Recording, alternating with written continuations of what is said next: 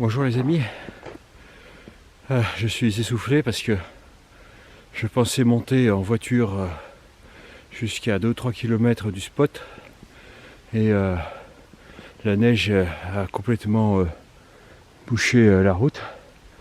Je ne peux pas passer en voiture, donc je monte à pied, ça me fait perdre 1 heure. Et comme aujourd'hui nous sommes le jour le plus court de l'année, il va falloir que je me dépêche. Alors oui, le spot, quel spot? Eh bien le spot d'un bivouac dans la neige, tout simplement. Donc allez, il n'y a pas de temps à perdre, il faut filer.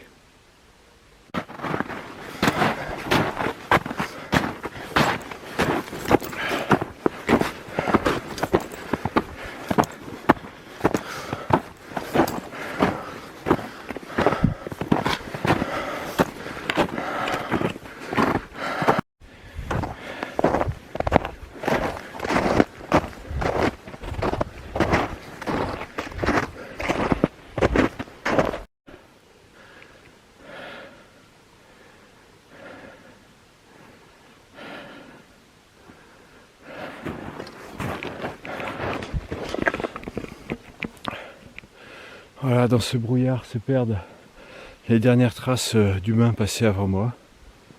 Plus qu'un chien ou un autre animal. Nous sommes dans le brouillard. Les températures sont négatives. J'espère avoir des températures légèrement positives, au moins pour l'après-midi. Mais il faudra faire avec. Et puis j'ai beaucoup théorisé aussi sur l'épaisseur de feuilles mortes qu'il me faudrait amasser sous mon duvet. Je crois qu'il n'y aura pas d'épaisseur de feuilles mortes. Voilà, donc je voudrais avancer un peu jusqu'à trouver un bon endroit pour dormir.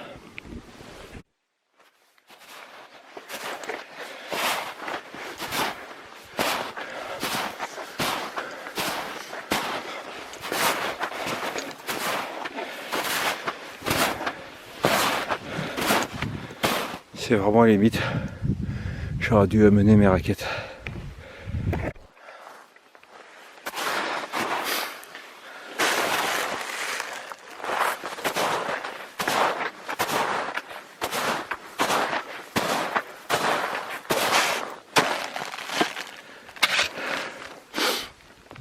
Alors je suis les traces d'un animal qui à mon avis n'est pas un chien, mais je ne sais pas ce que c'est. C'est un animal qui saute par bond de 2 à 3 mètres dans la neige.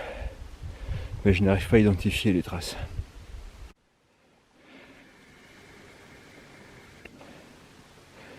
Ici, un oiseau s'est fait dévorer. Même en hiver, les prédateurs doivent se nourrir. Les oiseaux doivent survivre.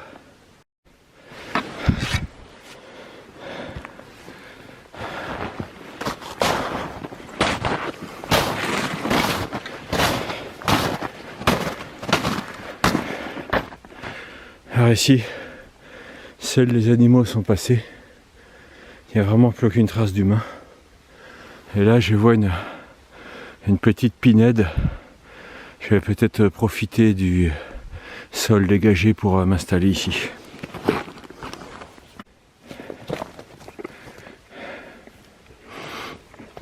Voilà, je suis vraiment surchargé parce que j'ai pris de quoi passer la nuit au chaud. Beaucoup de vêtements.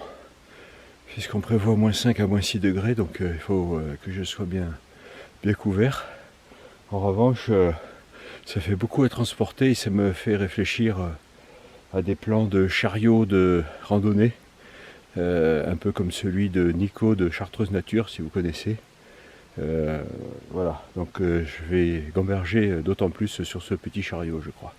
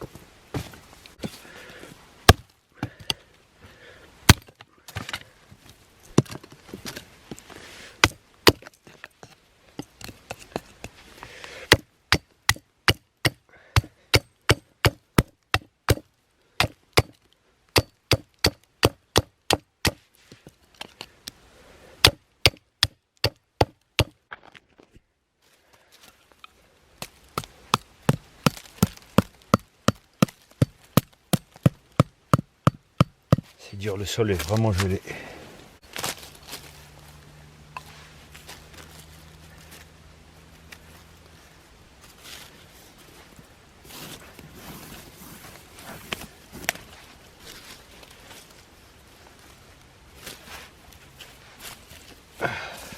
Voilà, le campement est presque au point. Il me reste moins d'1 heure pour préparer le feu, donc ça va être un peu rapide. Donc j'ai installé un drap isolant, un matelas rose et un nouveau matelas que je me suis offert. Et par-dessus mon duvet donné pour moins 5 degrés et un sac à viande qui est censé ajouter 2 degrés de confort. Donc voilà, on va voir, ça va être limite. Au niveau outillage, j'ai une scie, une hache et un canif. Tout ça c'est bien lourd. Donc je ne sais pas si on peut réduire le poids, certainement que oui. Mais voilà, l'idéal je pense c'est de partir à plusieurs. Et l'un prend la hache, l'autre prend la scie. Comme ça allège le paquetage.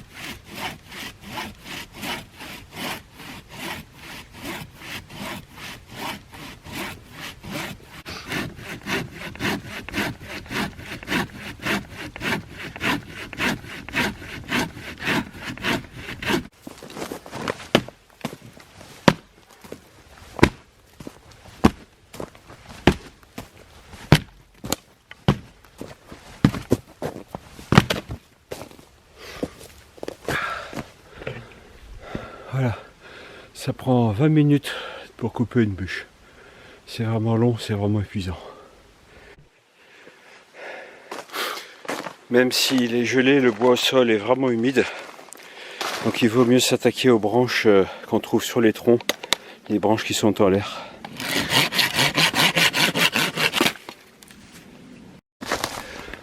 Alors pour le bois d'allumage, je prends du fat wood. Donc les 20 premiers centimètres d'une branche morte dans laquelle toute la sève s'est accumulée.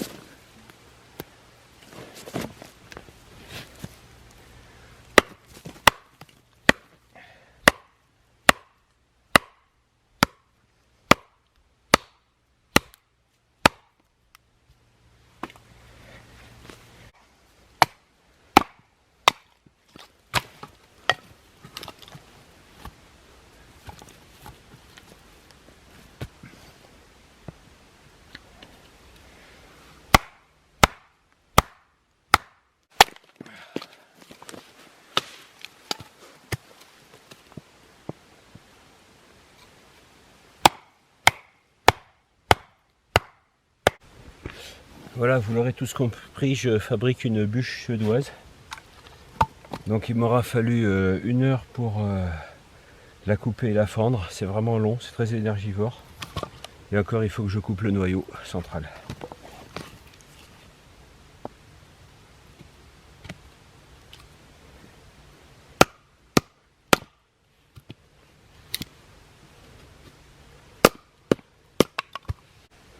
Bon les amis, je me suis fait arnaquer, j'ai acheté un thermomètre pour pouvoir mesurer la température.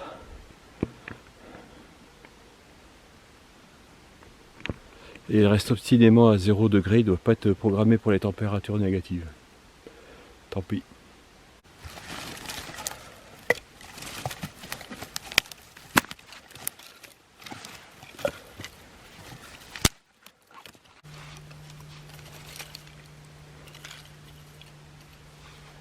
Voilà, là je dépose mon Fatwood.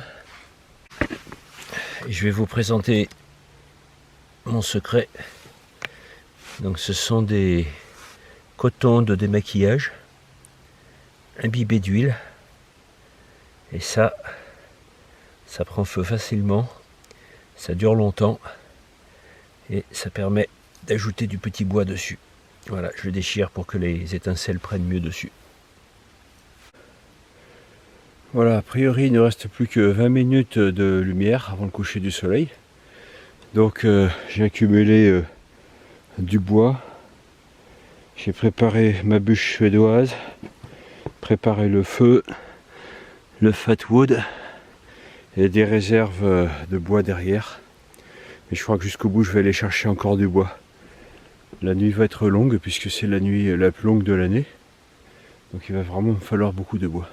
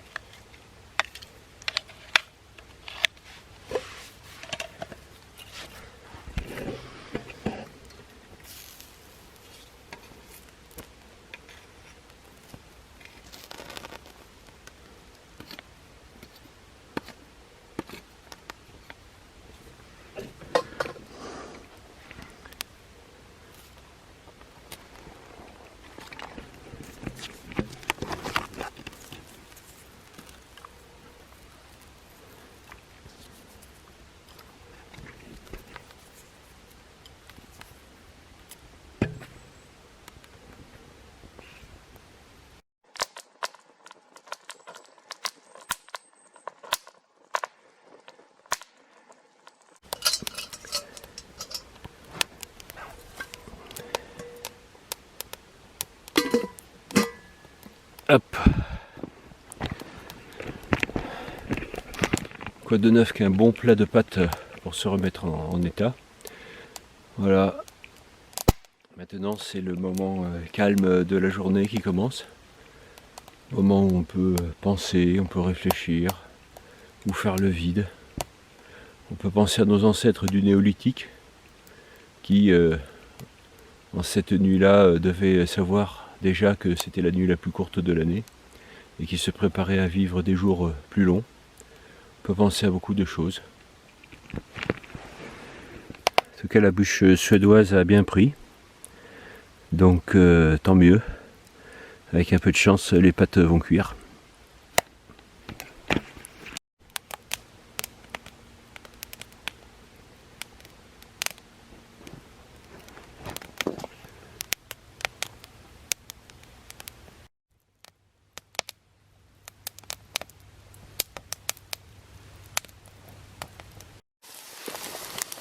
La bûche suédoise est bien partie. On peut voir que l'eau est en train de bouillir. Plus que quelques minutes de patience.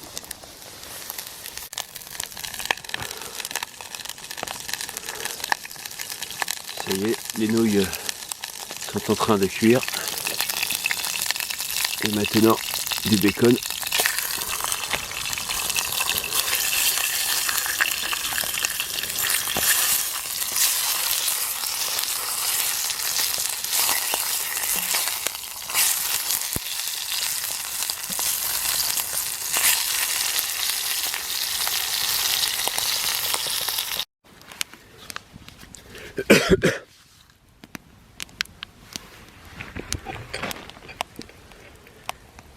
Voilà le bacon, bien grillé. Alors ce qui est dommage, c'est que dans le noir, eh bien j'ai perdu ma fourchette. Je n'arrive plus à la retrouver. Donc Je vais être obligé de manger mes pâtes et mon bacon avec des bouts de bois. Ça sera comme ça.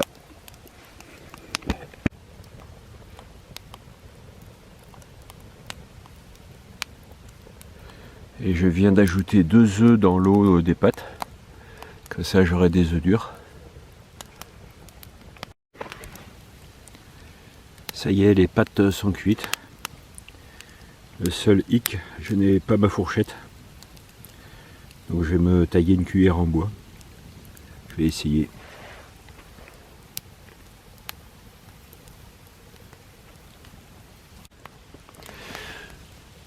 Voilà, une petite réserve d'eau pour finir de cuire les œufs et pour boire.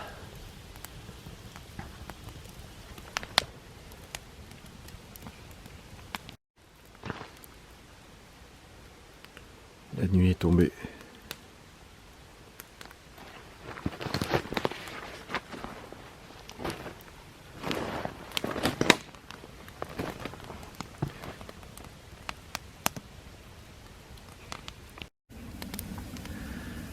Voilà 1 heure que la bûche suédoise brûle. Pour l'instant ça marche. Même si le bois est assez humide, ça marche et ne se consume pas trop vite. Il est à peine 18 h. Et je crois que je vais pas tarder à aller au lit parce que comme je ne suis plus très actif, il commence à faire bien froid. Donc il faut que je range un peu tout ce bazar et que je me glisse au lit avec quelques couches de vêtements superposées. Voilà, je me prépare pour la nuit. Alors j'ai 2 pulls sur moi, plus un en réserve au cas où j'ai froid cette nuit, plus mon manteau si jamais j'ai froid. Et puis par-dessus ce pantalon, je vais enfiler un autre pantalon et une autre paire de chaussettes. Et on va voir si ça permet de tenir la nuit. Bonne nuit.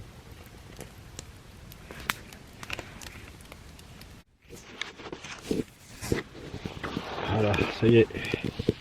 Je suis au lit. Prêt à m'endormir. À demain les amis.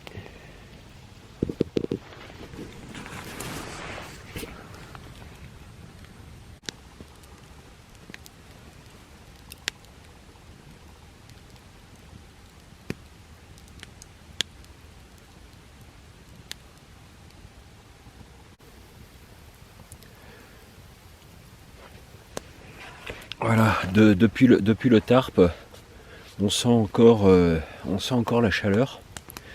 Donc là il ne fait pas -5 sous le tarp, il fait certainement plus.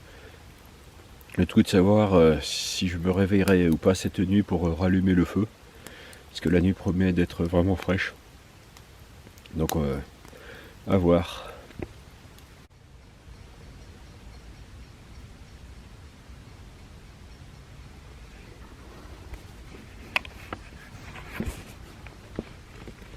Bonjour les amis, j'espère que vous avez bien dormi. En tout cas moi j'ai super bien dormi, 8 heures d'affilée. Et ensuite, en attendant le jour, je me suis rendormi. Voilà, donc il ne reste maintenant plus qu'à rallumer le feu qui s'est éteint cette nuit et à préparer le petit déjeuner.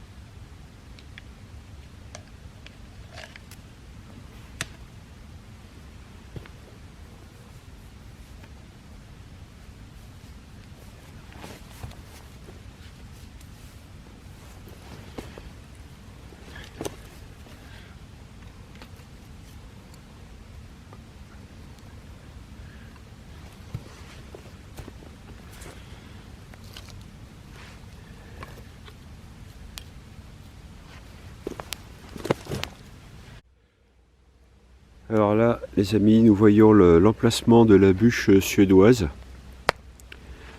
avec le cintrage en fer. Donc l'avantage d'une bûche suédoise, c'est de laisser très peu de traces, juste quelques cendres qui sera facile à dissimuler. Bien sûr, le reste du bois de la bûche suédoise est parti dans le feu. Celle-ci aura duré plus de 2 heures. Hier soir, j'ai préparé une tasse avec de l'eau pour ma tisane ce matin. Elle est complètement gelée. Donc, sans feu, le petit déjeuner ne serait pas possible. Voilà. Donc, pour l'instant, le feu se prépare. Je vais aller cueillir une branche de sapin pectiné. Il existe un vieux débat sur les matelas alvéolés, à savoir faut-il dormir du côté jaune ou du côté gris. Certains disent que le matin il y a de l'eau, de la rosée ou de la transpiration dans les alvéoles. Moi, dormant sur le côté jaune en haut, je n'ai pas de problème de transpiration ou d'alvéoles pleine d'eau. Voilà, donc ceux qui dorment sur le côté gris en haut, essayez de dormir sur le côté jaune en haut maintenant, pour voir la différence.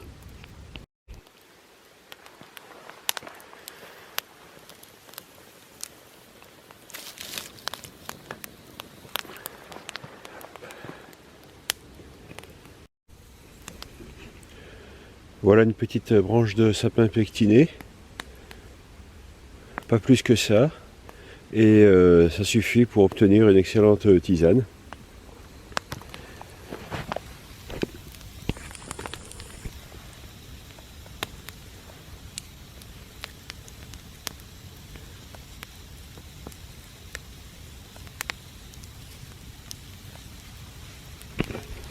L'eau est déjà frémissante.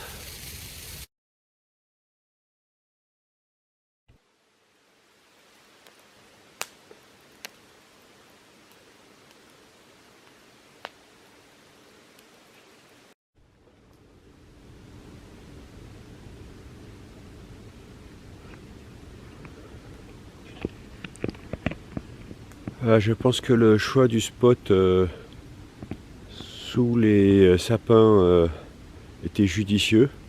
Si j'avais dû dormir dans la neige et allumer du feu, ça aurait été plus compliqué. Surtout, la neige aurait fondu, j'aurais rapidement tout trempé. Donc en bivouac hivernal, il faut absolument chercher un endroit bien protégé de la neige, comme un couvert de sapin, et s'installer dessous. Ça permet de travailler au sec, c'est beaucoup plus efficace, et peut-être même en termes de sécurité, c'est un gros avantage. Voilà, la tisane est prête.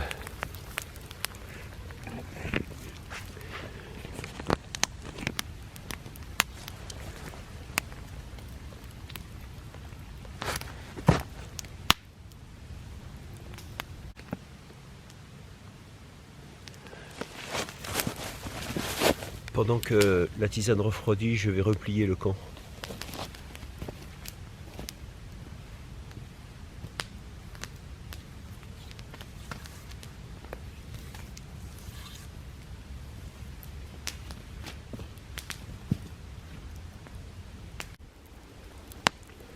À gauche, mon feu en train de s'éteindre. Je recouvrirai le tout de bois mort. Et à droite ici, la trace de la bûche suédoise.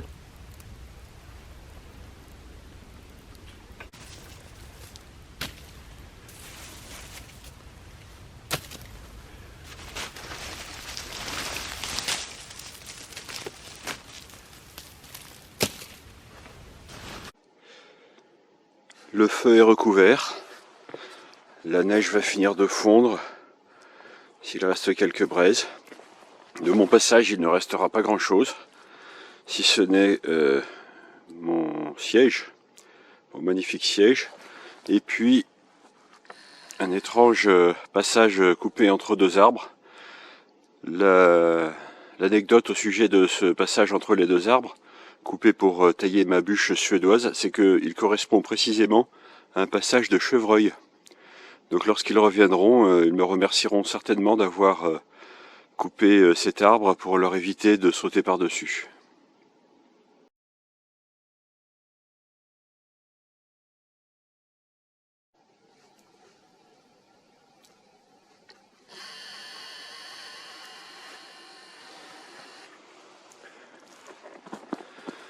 Au revoir petit spot. Ce n'est pas que je me suis senti chez moi ici, mais j'ai senti que j'étais à ma place ici. Maintenant, retour vers la famille et la civilisation.